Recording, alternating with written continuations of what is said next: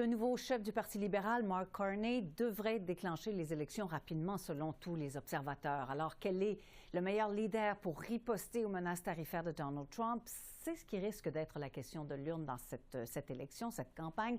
En ce moment, les sondages indiquent que la course sera serrée entre les libéraux et les conservateurs, alors qu'ils étaient à une vingtaine de points d'écart il y a 2 mois encore. Alors, on en parle avec Éric Grenier, analyste de sondage. Bonjour, M. Grenier. Bonjour.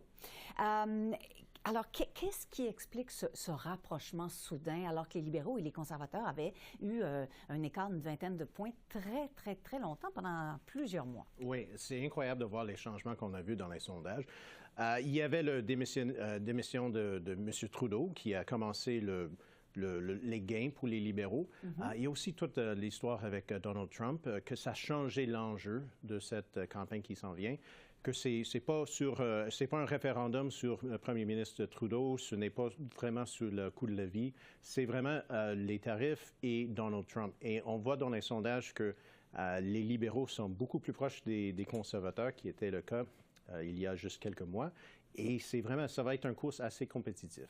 Tellement proche qu'en ce moment, c'est impossible de dire qui pourrait gagner, à ce stade-ci en tout cas. Oui, avec les sondages qu'on a vus, qui étaient des sondages hypothétiques où ils mentionnent Mark Carney comme chef de Parti libéral, on voit dans les sondages que c'est un course quelques points entre les conservateurs et les libéraux. On a vu des sondages où les libéraux de Mark Carney étaient en avance des conservateurs. On a vu des autres où c'était les conservateurs en avance, mais il y avait juste un écart d'1 point entre les conservateurs et les libéraux dans les 2 dernières élections, et c'était un gouvernement minoritaire pour les libéraux. Donc, si on voit qu'à la fin de la campagne, c'est toujours un course serré entre les 2 partis, ça va être difficile de prédire qui va gagner le plus de sièges. Bon, mais est-ce que ça risque d'être une campagne au ton très agressif puisque c'est très serré? Je pense que oui.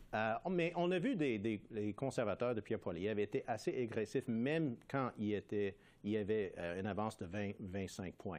Donc, je ne sais pas si ça va être plus agressif que si c'était toujours M. Trudeau. Mais on va voir comment les conservateurs vont réagir. Parce qu'ils avaient un plan de campagne, un plan de match qui était contre Justin Trudeau, contre la taxe sur le carbone. Maintenant, et tout ça tombe à l'eau un peu, là.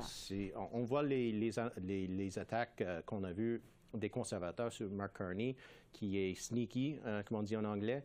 Je ne sais pas si ça va fonctionner ou non. Je ne sais pas si les conservateurs a trouvé le ton, a trouvé l'attaque qui va fonctionner contre Mark Carney. Bon, alors, et tout ça risque de se traduire comment en termes de vote pour le NPD et pour le Bloc? Pour l'NPD, ça cause des difficultés. Dans les sondages où c'était Mark Carney qui était mentionné, on voit souvent 10, 11, 12 % pour les néo-démocrates. C'est des résultats qui sont semblables des années 90. Ça va être très difficile pour les néo-démocrates de garder leur siège. Même le statut officiel d'un parti, il faut gagner 12 sièges. Ça va être difficile si l'NPD est toujours à 10 %. Le Bloc québécois, ça, c'est intéressant de voir parce que dans quelques sondages, on voit qu'avec Mark Carney, le Bloc québécois est en difficulté, des fois dans 24-25 % d'appui, qui est semblable au résultat de 2011, où ils ont gagné 4 sièges. Il y a des autres sondages où c'est toujours compétitif, c'est un course à 3 entre les libéraux, les conservateurs et le Bloc québécois, mais c'est clair que l'arrivée de Mark Carney et la démission de Justin Trudeau a changé la donne au Québec et que ce n'est pas le cas maintenant que le Bloc québécois est en avance au Québec. Et alors, tout va se jouer pendant la campagne. Ça va être intéressant. Ça va être incroyable. Tout à fait. Alors, qui est en ce moment l'électorat de Mark Carney et l'électorat de Pierre Poilievre? Est-ce que c'est la base traditionnelle des 2 partis? Je pense que oui, pour les libéraux, surtout pour les libéraux. C'est un peu la coalition qui était là pendant les années de Jean Chrétien, de Paul Martin, donc peut-être un peu plus centriste. Mais pour les conservateurs, il faut dire que les sondages indiquent que le parti est toujours à 38, 39, 40 % d'appui. C'est beaucoup plus que les dernières 2 élections. Donc, il y a des nouveaux électeurs qui sont avec Pierre Poilievre et les conservateurs, même si leurs appuis ont baissé dans les dernières semaines.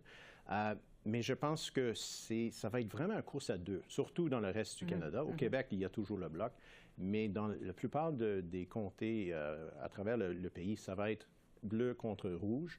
Et Ça, on n'a pas vu une élection comme ça depuis longtemps. Depuis très longtemps.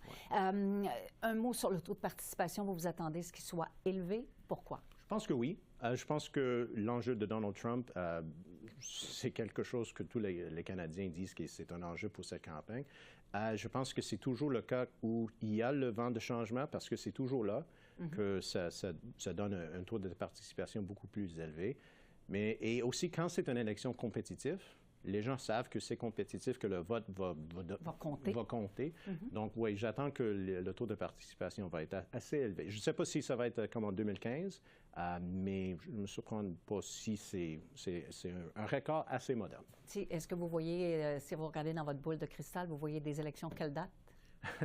Le 28 avril, le 5 mai. 28 avril ou 5 mai. Ouais. Merci, Éric Grenier.